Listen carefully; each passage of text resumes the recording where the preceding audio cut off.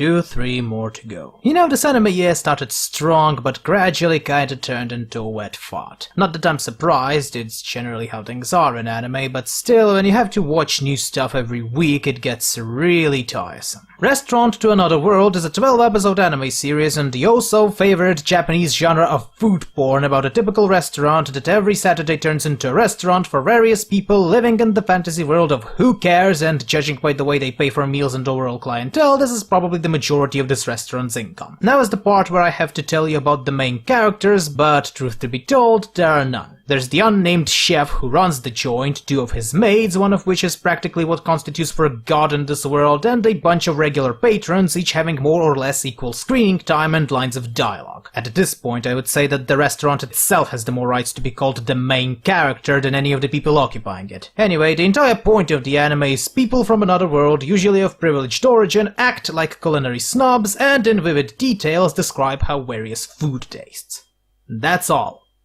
I wish I was joking. And you know what the worst part of this all is? I actually found this anime to be not that bad. The whole fantasy world, as generic as it may be, is actually pretty detailed and has at least 2 or 3 genuinely good parts about it that I would not mind exploring more. The narrative structure and storytelling is very enjoyable and sometimes even funny. The way this world interacts with this restaurant does not only make sense, but also is genuinely clever in its details. Where it's shit though is everything else, mainly in the technical aspect. My first problem with it is the overall length. Every episode is 23+ minutes long and contain 2 separate but structurally identical stories barely connected with each other for the most part that all end in a passage very good for a light novel but terrible in an animated picture. If this was a 5-10 minute short anime, this would not be an issue. However, in a standard format, the viewer will get annoyed or bored by the anime really fast. Then comes the music, which was either tonally inappropriate in case of the opening theme or just a monotonous drone of piano and violoncello, usually during the scenes where the patrons taste the food for the first time, which translating in anime length means that you'll get to hear it like 2-4 times during one episode. And finally, the graphics of the anime are fairly average, but there is a certain visible level of cheapness to it one can see in every few episodes that sometimes make the voice acting sound a bit off tone compared to what actually happens on the screen. Overall, as far as these sorts of feel-good anime go, it's not at all bad. People who want to see something light after a hard day of work might certainly enjoy it, though I would advise you not to binge watch it due to its repetitive nature. As for the rest of you lot, skip it and never come back. Incidentally, why do Japanese always feature curry with rice? It's fucking everywhere in anime these days, even in this restaurant. It's not even a very hard dish, for God's sake, it's just rice with filling. Anyone who can cook something harder than a sandwich can do that. I can do that, and if a possessed skullcap can do that, then that means that there's either something wrong with you or there's something wrong with me.